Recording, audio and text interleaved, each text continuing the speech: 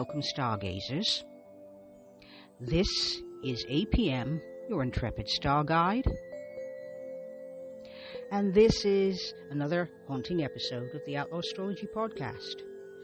And today we're beginning a 3-part series exploring one of the darkest chapters in modern mystical history, the Jonestown Massacre. Now, through the lens of astrology, we're going to explore how the stars witnessed this tragedy as it unfolded.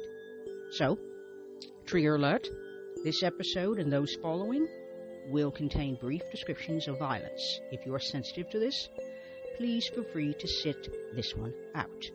Before we dive deep into the topic today, there's the Daily Stargazer newsletter for the up-to-date cosmic musings, and the link is in the show notes. And if you love what you're hearing, like, share, and review. Give us 5 stars, please, so other seekers can find it more easily. And now, on with the show. Okay, so we're going to talk about Jim Jones. And Jim Jones was a very charismatic leader, and he was an American cult figure who was born on the 13th of May of 1931 at 10 p.m. in Lynn, Indiana. And he is known for starting the People's Temple, which was a multi-culty church that Jim founded. Jim Warren Jones, that's his birth name, founded in Indiana. And we're going to talk about his early years briefly. His birth chart, the early years. We're going to give a brief, quick timeline of events because it is a lot, and 3 episodes wouldn't cover how much activity happened from 1955 all the way to eventually the 19th of November 1977. Okay? So we're going to talk about his chart and how those alignments might get us information on how his magnetic personality and how those shadows that would eventually consume him. Now, the stars are not destiny. We are speculating here. The stars do not tell stories and then they're fixed. There's no such thing as a fixed fate, which means we have a choice. So Jim Warren Jones also had a choice, and these were the choices he chose to make regardless of the chart. So we're using astrology to better understand, not to judge, not to make fixed statements, or to be absolute. Okay? So he was interested in Pentecostal teachings, but he was raised by a single mother who had had a vision in which her own mom turned up and told her she was going to be giving birth to the Messiah, which led her to choose, instead of her career in anthropology, she chose to get married. Jim Jones's father passed away, transitioned when he was very young, and Jim always had a very spiritual interest in quite a bit of things. So we're going to go with his bio first, and then I'll share his chart. And so Jim's early childhood, his neighbor at the age of 7 noticed Jim would give speeches and play pretend church. And in the speeches, he would emphasize strict discipline, which is not a shock because his Capricorn rising is very much in play there. And Saturn is in Capricorn in his chart, in its own sign, in its own home, which would be very authoritarian.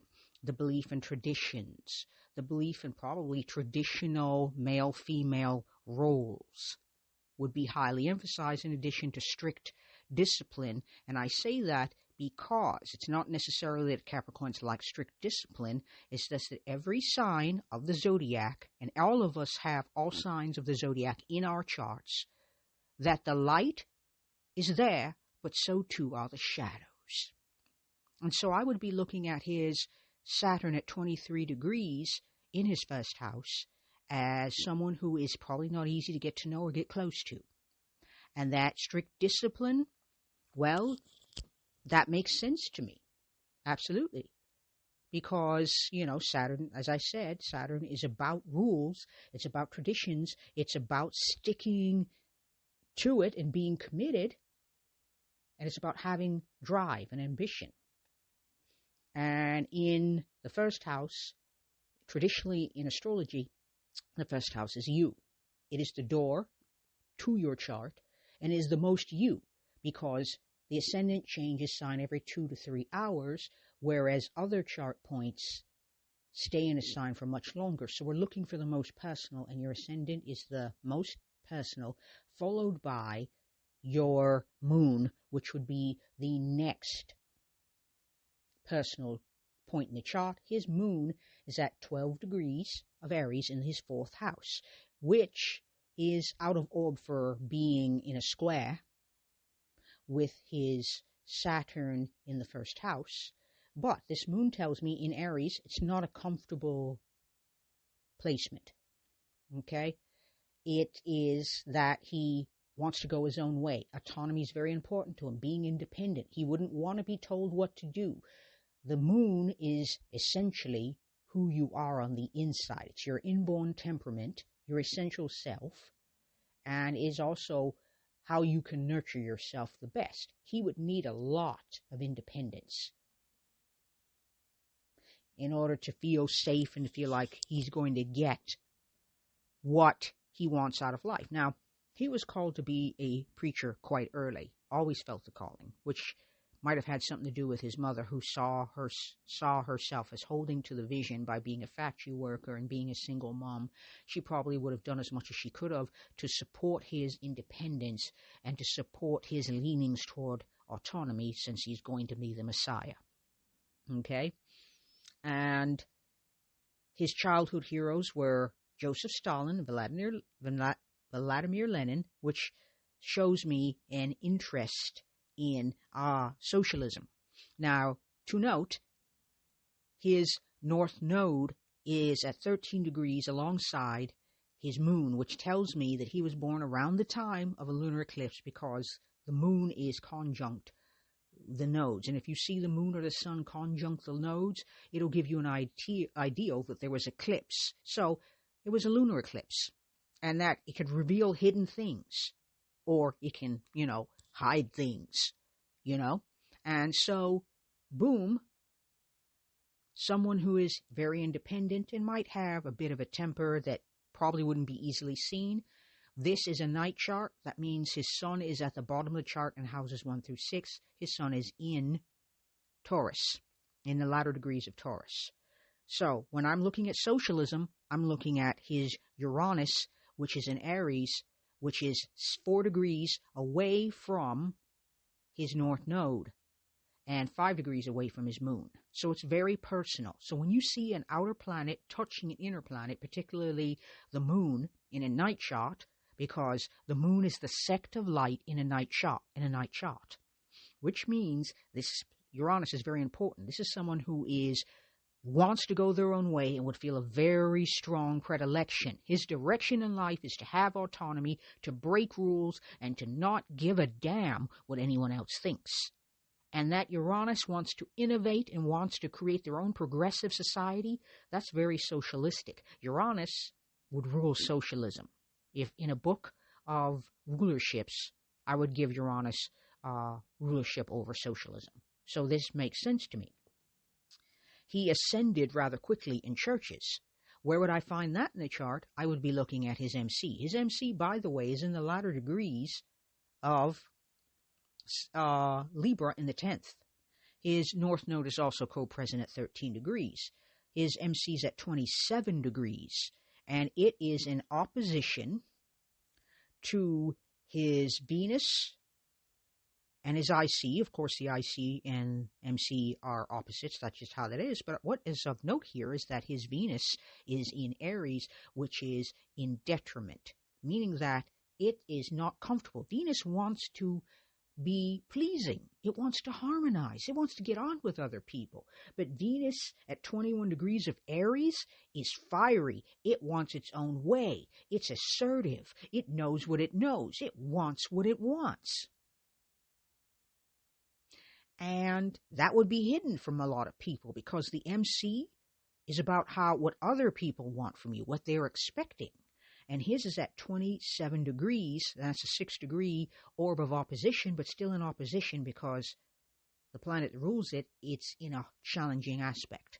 Now, oppositions can be useful. It can provide mindfulness and awareness and choice. But not all the time, you have to go through a lot of change, a lot of experience, a lot of challenge. So an opposition is a push and a pull. It is conflict. It can be felt internally, but it's going to look like it's coming from outside. From Jim's point of view, and I'm speculating here, it would look as if people were trying to shoehorn him into niceness. I am fiery. I am a pioneer. I am here to break rules and laws because I'm trying to create a better place for this world, because Uranus is really tight alongside his north node and his moon. That's about 5 degrees, but it's a major player. A outer planet is a consciousness shifter, and it is the heavy hitter in that 4th house.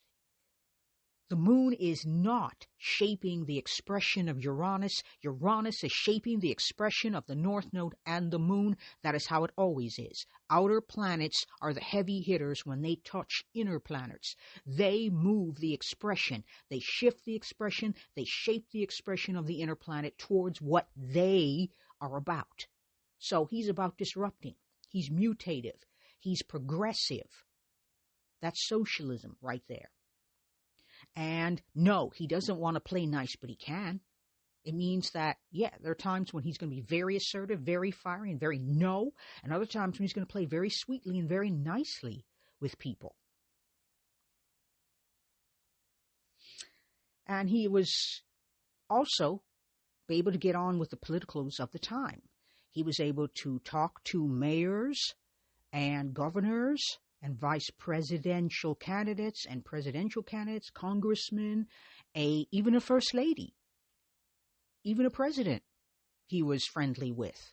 He had very progressive ideas which were attractive for the time. Being late 50s, moving into the 60s, people were starting to consider those kind of things. Now, he put noses out of joint with those ideas. Of course he would. His MC is in opposition to that Venus, which is alongside Uranus, and it's really like 21 degrees, and Uranus is at 17. That's only 4-degree orb in a natal chart. So his ideas are not going to be met with, oh, yay. They're going to be met with people being annoyed. So yes, he really annoyed people, and there was pushback. And that pushback made him feel like, I have to leave Indiana, where he had built up a lot of goodwill with the power brokers of the state and of the city of which he lived in and the church he lived in. So he started out with his church using his charm and his ability to talk to people and make them feel good about themselves, and expanded to the political people in the city that he lived in, and eventually the state. And at some point, articles started to come out in which he was being accused of abuse, and he's being accused of being, doing all sorts of things. He was always a person who dealt with paranoia and mental health issues. And so those challenges would have been very difficult for him to navigate, with all of his progressive ideas. It was a very different time back then. People did not talk about their mental health issues. That's something you kept private. It was not as acceptable as it is now. And I mention that to provide context. So, he eventually would rise in churches when he was young because he felt called to religion very early, and he rose. But then he started to disagree with his Methodist upbringing,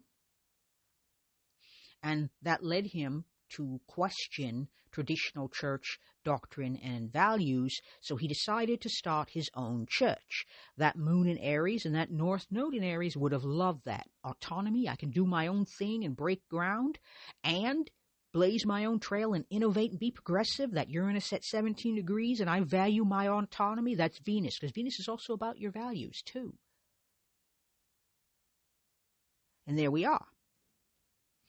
And so he distinguished himself in his hometown and eventually in his home state.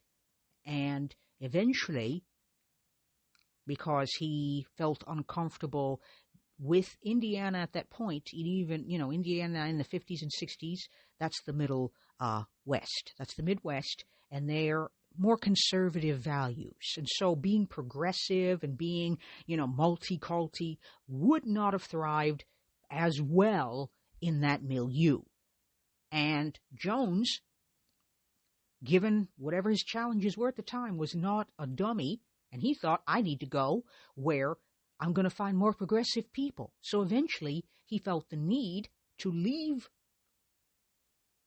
the state of Indiana for the state of California, where he did indeed find more progressive people, but then he also started to, travel a bit more broadly, and that would allow for more diverse worldviews that he could then bring into his own thinking. So he distinguished himself by his interest and focus on civil rights. When I think civil rights, I absolutely think social justice warrior, and I look at his MC at 27 degrees of Libra and think social justice and using my charm to advance the cause of social justice, because I'm an independent guy and I want to create a better world. So his big three are the Sun in Taurus, which is aligned with Chiron. That Sun in Taurus is in his fifth house. It's at the Sun at 22 degrees, Chiron at 18 degrees. That tells me issues of self-worth would be very common. His moon is in Aries at 12 degrees, aligned with the North Node at 13, so born around the time of a lunar eclipse, and that could be making hidden things be seen. And so, things are not safe. It's not equal. The world isn't equal. Everybody doesn't have the same rights. And so that was the platform on which he preached. In addition to strict discipline when he was about 7, a neighbor remembers that. And he also was known to be a popular person, so that points toward that MC, and that was in secondary school. They didn't see him as a leader yet, but they did see him as a very popular guy and likable. That's that MC putting in its work. And Venus would be, that Venus in Aries would want to lead, though. He wouldn't be comfortable with following anybody else. He wants autonomy. He would need to lead. Saturn is in Capricorn. It's the chart ruler. It's at 23 degrees. And it is in opposition to his Jupiter and his Pluto, both one at 16 and one at 19, in opposition to both. Jupiter can be all about expansion. And it's in the 7th house. So making people feel good about themselves, making them feel like they matter. That's all in Cancer, by the way. So making people feel belong, make them feel like who they are matters and what they do matters. Alongside, that'd be Jupiter. Jupiter is exalted in Cancer, and Pluto is in Cancer as well. Now, the good news is what I just said. The downside, the dark side of this is that Jupiter can be excessive. So excessive extremes in power, in dominance and control, because that's what Pluto stands for. Pluto's also the shadow. So manipulative, deceptive, clingy, needy, controlling. There's nothing wrong with having needs. Not a problem. Everybody has needs. Not a problem. It's when that becomes possessive, clingy, and those needs are used to control people that it becomes a problem. And that Pluto is at 3-degree orb with that Jupiter, saying that he tended to go to extremes. Whereas Jupiter is about excess, but Pluto's about those extremes. So when it came to power and control, he would go to extremes. He insisted on absolute loyalty, completely. You did not question him. You did as you were told. And by the way, that Pluto and that Jupiter are in a square with Venus, Uranus, and the North Node and the Moon. So all of those things would be in a square with that Jupiter and with that Pluto. So there would be issues of power and using emotions and fear to control other people to get them to do what you want. And that Pluto and Jupiter would be, one moment freedom. Everybody can say what they want. The next moment, it would all be gone because he didn't have that ability to moderate just yet. Okay, so when we look at the People's Temple, we're going to start looking at the Exodus. So that's Jim Jones and who he was. And like I said, he was a very charismatic guy, very magnetic guy, knew how to talk, knew how to present himself, knew how to get in good with people, and knew how to attract people. So it's not an accident that people came in and said, yes, I want to be part of this. Now, here's the thing that most people will think. Why would anybody involve themselves with a cult? There must be something wrong with these people. No, Jim made them feel like they mattered. He made them feel safe. He made them feel protected, because also Cancer is about protection energy. He protected his people. They felt like they were family. He made you feel like you belonged. That is very attractive. In addition to that, he said, we're going to make the world a better place. That's that Uranus right on top of the North Node with Venus on the other side. We're going to create our own thing outside of the social structures that are punishing and keeping us all down. It doesn't have to be that way. There is no one that doesn't want to be part of something bigger. That is how people end up in cults. So I don't judge because I understand that. That's how you do that. And so the People's Temple began to rise in power. But as their social visibility increased, that's that MC again at 27 degrees, it also brought out people who were critical. And former members had been leaving the church since its inception at 55, 56. The People's Temple was established in Indiana near his hometown, and began to rise in prominence. And of course, people started to be critical because people, when they left, they came and they left, they would complain. They would speak out. And so journalists were noticing, and they were writing articles all along documenting what he was doing, which led to him feeling anxious and paranoid that he'd be persecuted. So he then moved to California, San Francisco, and Los Angeles, respectively, to find more progressive people. He did indeed build a temple in both places, and those temples tended to be, use faith healing because he had a vision. Of course he did. That Uranus and that North Node conjunction would be all about an autonomous vision of a society outside of this society where everything actually worked. Okay? And so it was starting to grow influence, and eventually those darker undertones via these newspaper articles started to appear.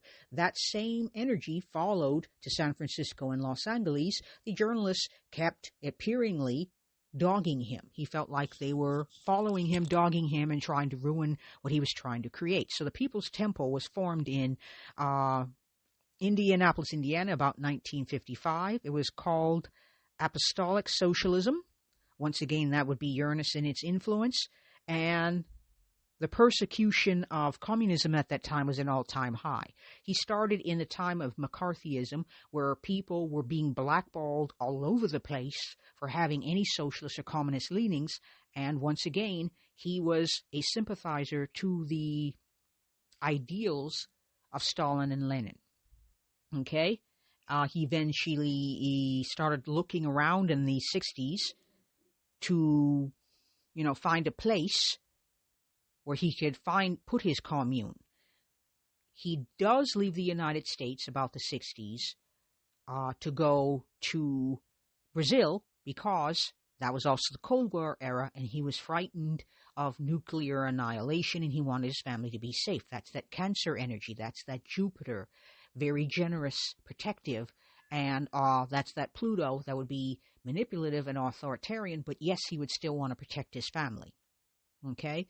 And so they eventually moved to Brazil, but his evangelical ideals did not take off there, and so it necessitated him having to come back to the United States again in order to get money so he could buy the land to create his vision.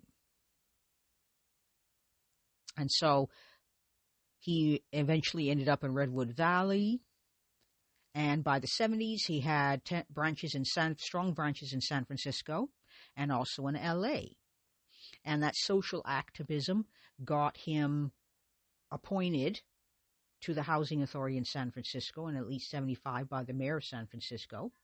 And he was able to hobnob with all the political elites of the time due to their support of his social activism, which was a big thing. Late 60s had that Pluto-Uranus in Virgo conjunction about 64, 65, and that is healing, being critical of the social structure and trying to fix it, trying to heal it. That's Virgo energy. I want to heal things. And so that would be very prevalent in a lot of events charts from that time. That's what was going on. As early as 73, the People's Temple began to create a plan in case of challenges so that they could, create their dream. There were a lot of articles coming out at this time that speak of the excesses and the darker aspects of the People's Temple, which point 8 temple members left. And I will say that Pluto and that Jupiter in the 7th house in Cancer would not have been thrilled by that. He insisted on absolute loyalty and saw any dissension of any kind, any dissent, anybody leaving was it was an absolute outright betrayal of him, and he would be very deeply hurt. That is a very sensitive Pluto and Jupiter connection in his chart. Now, a lot of people joining Jim in the 70s at the People's Temple, it would have been problematic, and here is why. It was a small, poor country at that point and did not have the infrastructure to support the influx of people. The People's Temple commune was in a remote section of Guyana, and so they would have had to build everything and get food and beans and all of that stuff. It was not easy to build this stuff. Everybody, though, who was involved there were thrilled to be there. I must also say that. They were happy to be there. They wanted to help. They wanted to create this. Even his own children were there. He had 9 children, 1 biological child, and 8 adopted children. His biological son did not see eye to eye with his father all the time, but he did believe in what they were trying to do. As a few members who survived and have been interviewed, they speak about how they were part of something larger. They wanted to create a society that was aligned with their values. That makes sense to me. Absolutely. Venus is all about value. And you need to step outside of the social structure to do that. And Jim was not alone. Consider Charles Manson, who did the exact same thing, but he did it in the desert. Because if you're trying to do your own thing, you're not going to be able to always do it if you hang around people whose ideas clash with yours. So it was, like I said, a very multi-culti.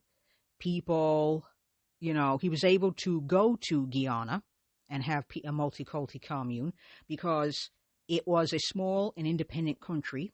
And so he expected that the officials would be less likely to interfere with his socialist leanings and the large population of people of color, because Guyana had a population of people of color, and he was able to use his Venus-ruled midheaven to talk the officials into going along with the plan and helping out when necessary. Okay? So that in December of 74, there was an official move. The sun would have been in Sagittarius. I don't have a time for this specifically, so I'm going to talk about the planets very quickly. The sun is in Sag. The moon starts out the month in Gemini and ends up in Leo. Mercury starts out in Scorpio and then ends the month in Capricorn, because Mercury spends time in a sign for about 3 weeks. Venus starts off in Sag and ends in Capricorn. Mars stays in Scorpio, starts in Scorpio and ends up in Sag. Jupiter stays in Pisces the whole entire time. Saturn is in Capricorn the entire time. Now here's what I'm going to note. Saturn is about authority. And it had transited his Saturn from recall that it's in his first house. Now, at the time of December of 74, when he has that exodus, the first exodus to Guyana, Saturn is now transiting it's retrograde and transiting his 7th house.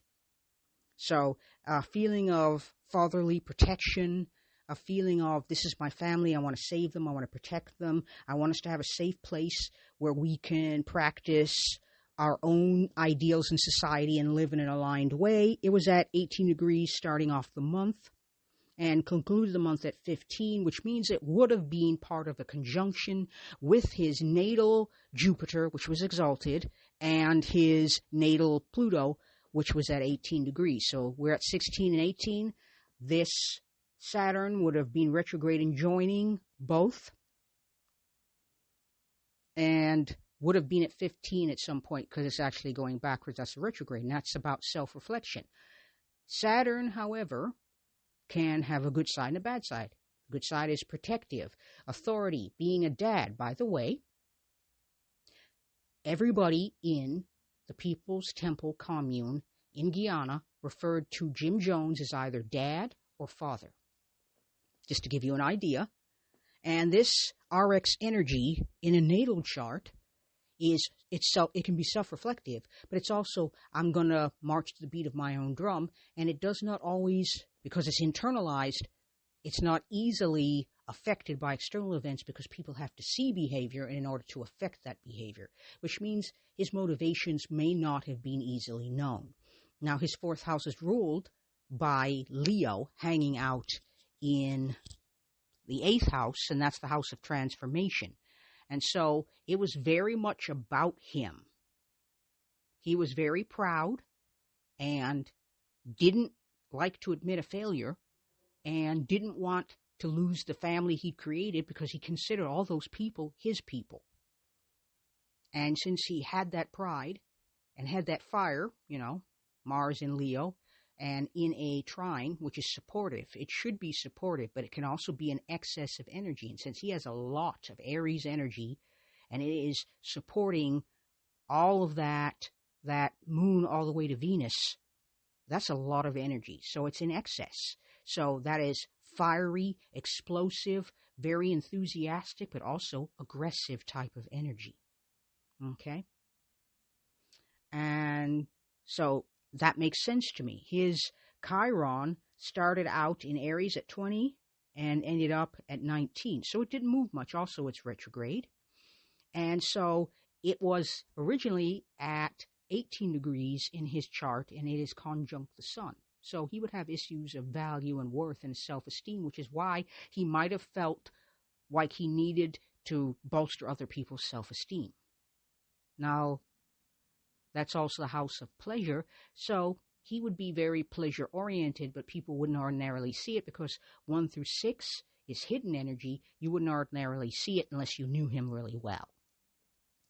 So that 20 degrees, it would be alongside his Venus, and so it'd be wounds to his values. He would take it personally if people didn't understand what he was trying to do. It would hurt very deeply, and when people get hurt, they get angry, and that anger can be very destructive. So that need to be autonomous and do your own thing when people question you can be explosive. And it's being pinged and supported by a natal Mars in Leo, about 16, 18 degrees. That's a lot of energy to be fighting with. His Uranus had transited from 17 degrees of Aries and had moved to 0 degrees of Scorpio, so would be in his 11th house. 11th house being friends, community.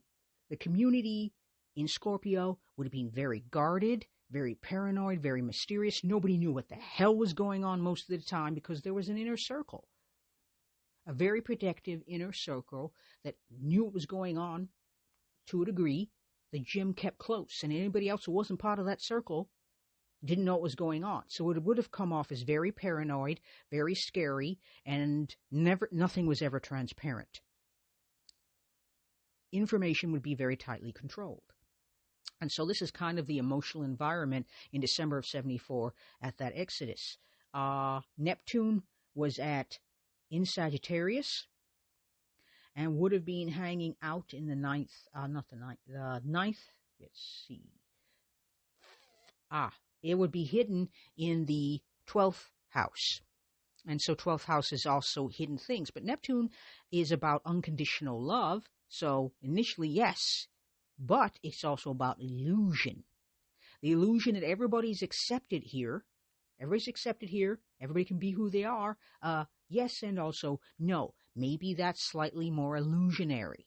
Maybe that unconditional love isn't actually unconditional, as it were. And it would be transiting in the 12th house at that point.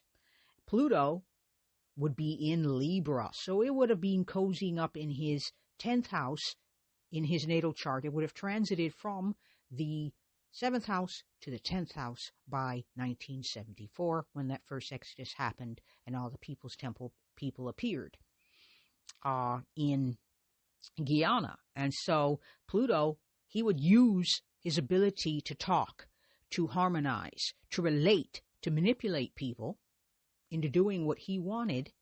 Now, am I saying that the stars control us? No. Am I saying that his behavior is fated? No. What I'm saying is that these stars can give us an indication about the tragedies. Jim Warren Jones's faults are his faults. His choices are his choices, still, always. And so it would be transiting his 10th house and would be a little too far, about a degree out of orb for his south node, but eventually would move closer within the next few years, so that, yes, he would find power in being able to relate and to control people by being charming. Eventually. So that is the exodus there. Now let's look at very briefly at a timeline to give you an idea of how this worked out. So the People's Temple started in 56. In 61, he became the chairman of Human Rights Commission in Indianapolis. That's his new job.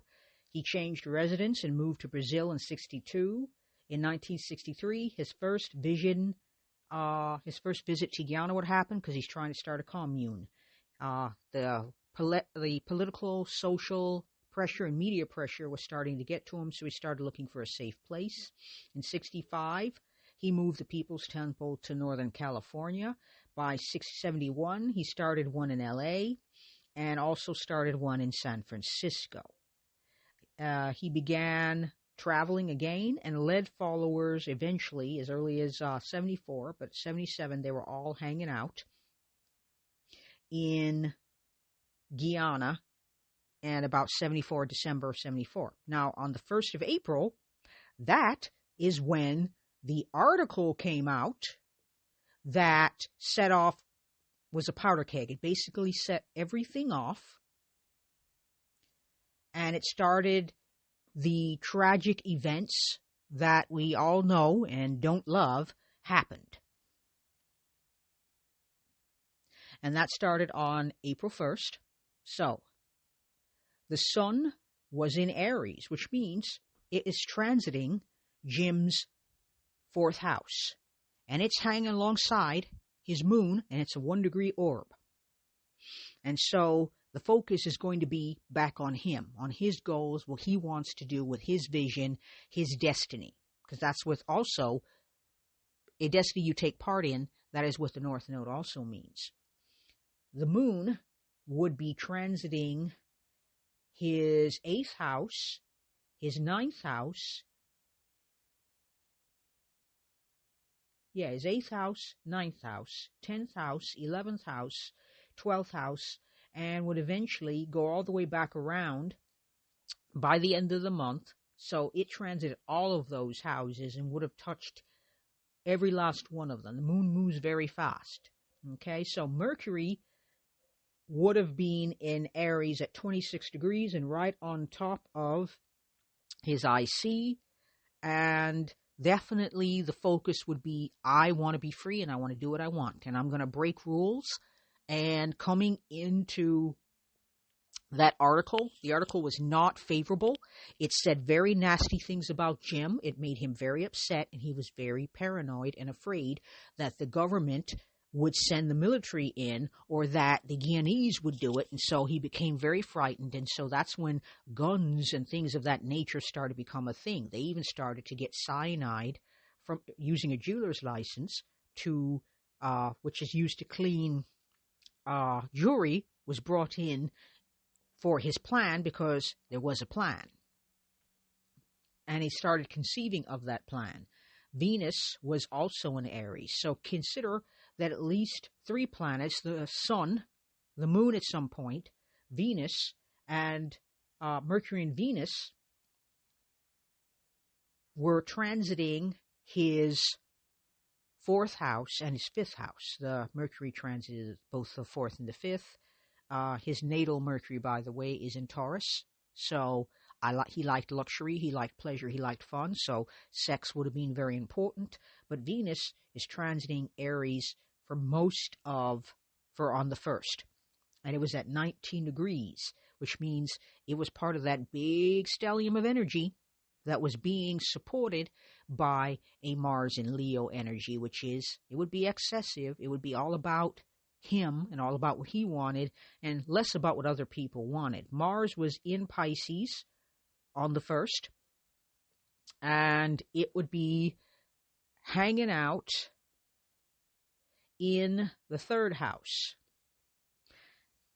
And what that means is very spiritual and also maybe a little more idealistic than would be healthy. Jupiter at 29 degrees would be transiting through the 5th house. His natal one is in the 7th. He would be transiting in Earth and eventually in air, Gemini. And so it would start out with being comfortable and being set in our ways, and I'm going to have this on the 1st. It's going to be this way. It's at the 29th degree, which makes it very important. It means it's a last hit, last chance to get this right. And on the 1st, he would have been very stubborn. This is the way it's going to be. I am going to create what I want to create, and no one's going to get in my way. And I'm going to do it the way I want to do it, and people are going to go along, and that's it. Saturn was retrograde. It was in Leo. It was at 10 degrees, which means it wasn't that far off. It was co-present with that Mars. And that means whatever that Mars wanted to do, it was going to be affected by that Pluto placement. By that Saturn placement. Saturn likes authority. It likes tradition. It likes rules. And those rules are very oriented toward what Jim wanted and less what everybody else wanted. Increasingly, those who survived and those who eventually spoke but didn't make it said that Jim began to close his iron grip on people, and there was a lot less freedom of speech, a lot less freedom of feeling or thought. What he could control, he did control.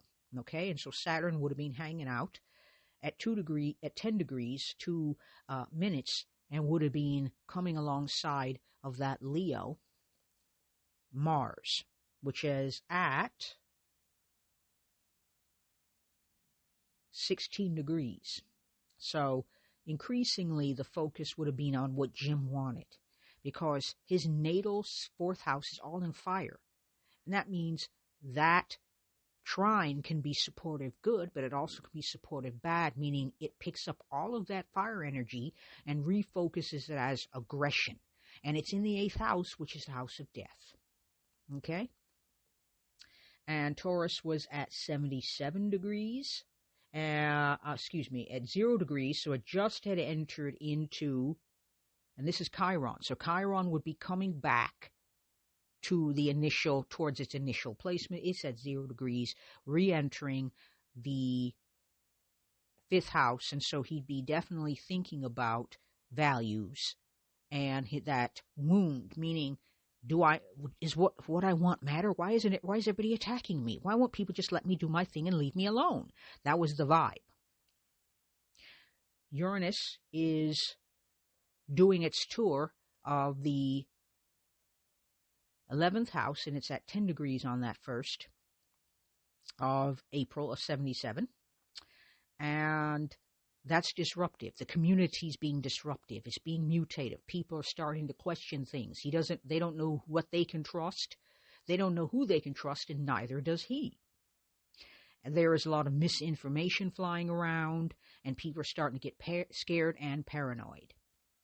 And Uranus is just kicking up dirt all over the place. And so the lasting impact of this is that in his community, there is dissension and disruption. And it's based on a lack of transparency, and Scorpio energy tends to be very guarded energy, but very investigative. So he was being investigated. The community was being investigated, and it was being very highly disruptive. Neptune was at 16 degrees of Sagittarius, and in his chart, that would be in the 12th house. And so Neptune is about unconditional love. So people of diverse faiths, Sagittarius, very diverse faiths, very diverse beliefs, coming together to retreat away from the world. That's the retreat of the world that's the 12th house. Sagittarian would be about diverse beliefs. And it's retrograde. That means not as much of an ability to affect it, because retrograde energy is kind of Uranian in that these persons are marching to the beat of their own drum, which is what they were doing. They were living outside of the United States, outside of United States jurisdiction, and so interference then wouldn't have made sense. And so they were uniting diverse faiths, diverse beliefs under one roof, hidden away in Sagittarius out of the United States. And retrograde being very Uranian, we're going to do our own thing kind of vibe. And then Pluto would be transiting the 10th house at 12 degrees. So coming up alongside of his 13 degree south node.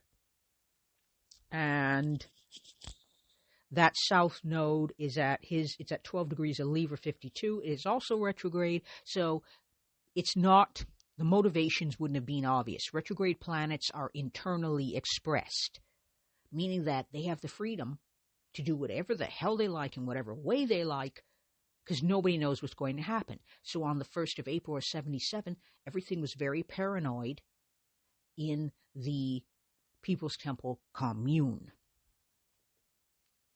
It was quite a scary time. Nobody knew what was happening. Nobody knew what was going on. So that is the energy of the time.